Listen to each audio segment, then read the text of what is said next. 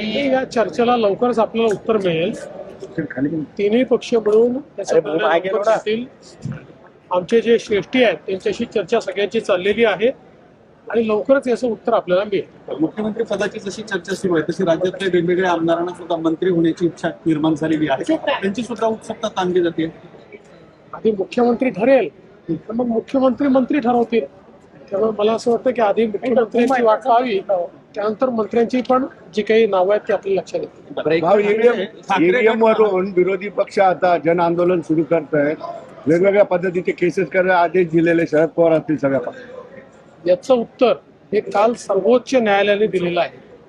आणि सर्वोच्च न्यायालयाने क्लिअर कट सांगितलं आहे की तुम्ही हारले की ईव्हीएम वाईट ही पद्धत बंद करा. ईव्हीएम टॅम्पर प्रूफ आहे, ईव्हीएम ची पद्धत चालूच राहणार आहे हे सांगितलेलं आहे. हा रडीचा डाव आता बंद केला. काँग्रेसचे राष्ट्रवादीचे मते पाठिंबा मिळाली नसल्यामुळे ते आगामी निवडणुका स्वबळावर लढवणार असल्याचं तेव्हा ते महाविकास आघाडीतून बाहेर पडण्याची चर्चा आहे. तर मला याची किंवा भाजपा आता स्थानिक स्वराज्य संस्था सोबळावर लढणार अशी चर्चा. ते तर आम्ही मिळून ठरवतो. काही अजून